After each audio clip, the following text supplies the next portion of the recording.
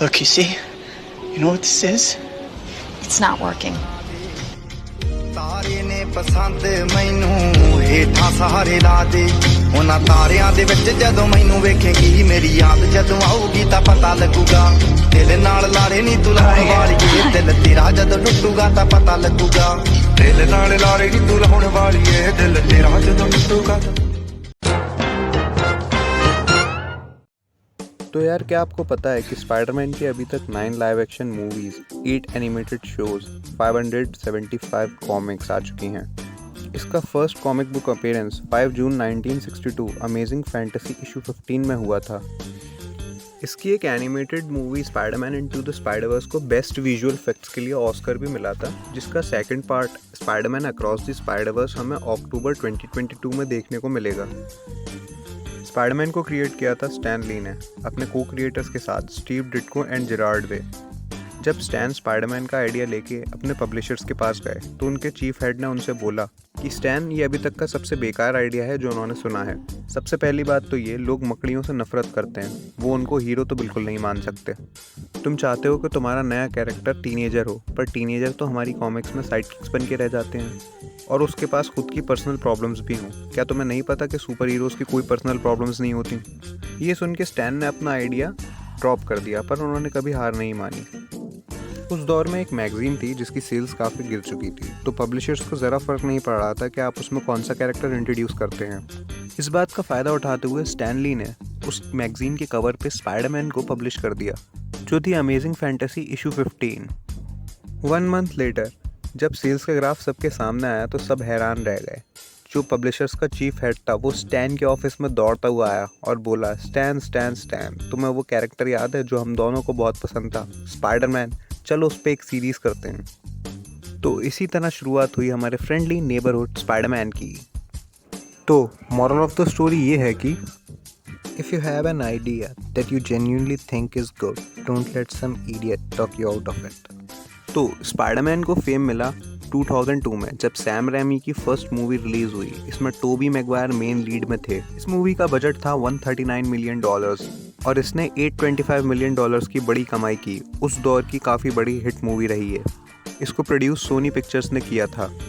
Sam ramie की 3 movies के बाद सोनी ने स्पाइडरमैन को रिबूट दिया। मार्क वेब की द अमेजिंग स्पाइडरमैन 2012 में रिलीज़ हुई, पर मार्क वेब की द अमेजिंग स्पाइडरमैन मूवीज़ को फैंस की तरफ से उतना प्यार नहीं मिला जितना सैम रैमी की ट्रिलॉजी को मिला था।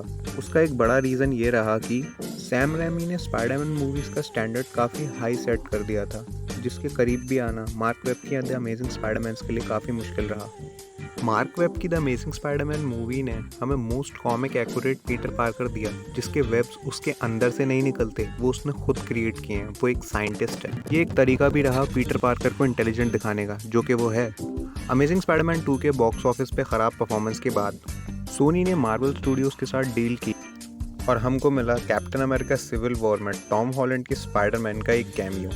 देन 2017 में रिलीज़ हुई स्पाइडरमैन होम कमिंग। ये MCU में यानी मार्वल में स्पाइडरमैन की घर वापसी थी। सोनी पिक्चर्स और मार्वल स्टूडियोज़ के कोलैबोरेशन के बाद ये मूवी एक बहुत बड़ी हिट रही। इसमें रॉबर्ट डाउनी जूनियर के आयरन मैन का एक बहुत बड़ा रोल था। शायद इसीलिए टॉम हॉलैंड का स्पाइडरमैन रॉबर्ट डाउनी जूनियर के आयरन मैन के सामने एक अंडरडॉग बन के रह गया। ये मूवी एक मार्वल स्टूडियोज़ की तरफ से फ्रेश स्टार्ट था, बिल्कुल नया, क्योंकि इसमें जो बैक स्टोरी हम पहले देख चुके हैं, स्पाइडरमैन को पावर्स मिलना, अंकल बेन का मरना, ये सब इस मूवी में बिल्कुल रिपीट नहीं हुआ था। तो देखा जाए तो सोनी ने स्पाइडरमैन को काफ़ी कॉम्प्लेक्स कर दिया, क्योंकि उसको काफ़ी बार रिबूट मिला, तो फैंस का कंफ्यूज होना भी आम सी बात है। But in the end Soni ने हमको 5 ज़बरदस्त और शानदार स्पाइडरमैन मूवीज़ दी हैं।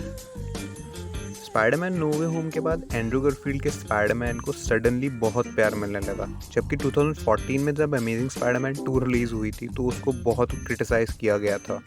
मेरे ओपिनियन में तो एंड्रू गारफील्ड का स्पाइडरमैन बेस्ट स्पाइडरमैन था, और अमेजिंग स्पाइडरमैन 2 जो मूवी थी उसको हम आज भी देख के खूब एंजॉय करते हैं। एमा स्टोन और एंड्रू गारफील्ड हर एक सेकंड में स्क्रीन पे आग लगा रहे थे, लिटरली आग। इतने ऑसम कपल थे वो। तो पॉइंट ये है कि स्पाइडरमैन नो वे होम में जितना स्पाइडरवर्स दिखाया वो 1% भी नहीं था। सोनी की animated movie Spiderman into the Spider-Verse बहुत ऑसम मूवी है। उसमें स्पाइडरवर्स को बहुत सिंपल और बेहतरीन तरीके से प्रेजेंट किया गया है। अगर आपको स्पाइडरमैन नो वे होम का असली मज़ा लेना है तो मैं कहूँगा कम से कम आप सैम रैमी की स्पाइडरमैन 3, मार्क वेब की the amazing Spiderman 2, Spiderman far from home और अगर आपके पास वक्त है तो स्पाइडरमैन इनटू द स्पाइडरवर्स ज़रूर देखें। इससे आपको स्पाइडरवर्स और मल्टीवर्स में कितना पोटेंशियल है इसका अंदाज़ा होगा। तो फाइनली मैं यही बोलूँगा कि स्पाइडरमैन एक बहुत ज़बरदस्त कैरेक्टर है। उसके सेक्रीफाइसेस, उसके पर्सनल प्रॉब्लम, अपनी नॉर्मल लाइफ और सुपर हीरो लाइफ के बीच का स्ट्रगल ही उसको सुपर हीरो बनाता है। उसको लिटरली इतना गम दिया जाता है ना कि क्या ही बताऊँ आपको। ना उसके पास पैसा है, ना नौकरी है, ना छोकरी है, ऊपर से इतने ब्रूटल विलेंस जो उसके अंदर इतनी ज़बरदस्त मार लगाते हैं कि क्या ही बताऊँ आपको। उसके ये सारे फेलियर्स ही हमको उससे रिलेट कर पाते हैं। ये सारी क्वालिटीज़ ही उसको एक ज़बरदस्त सुपर हीरो बनाती हैं और हमको मिलता है हमारा फ्रेंडली नेबरहुड स्पाइडरमैन। तो इसी के साथ हम इस वीडियो को यहीं रैप अप करते हैं। अगर इस वीडियो में कुछ भी अच्छा लगा हो तो इसको लाइक एंड शेयर करें। आपको स्पाइडरमैन कैसा लगता है और आपका फेवरेट स्पाइडरमैन कौन सा है हमें कमेंट्स में बताएं। For more similar videos subscribe the channel. तब तक के लिए keeping awesome. So please subscribe.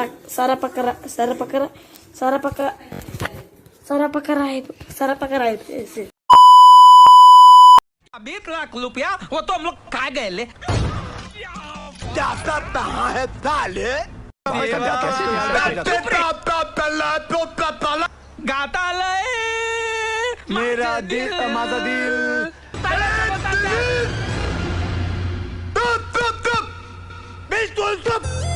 क्या मायला, इसका सेट तो इससे भी बड़ा तोतला है रे। नहीं तो मैं तोप से उड़ा दूंगा।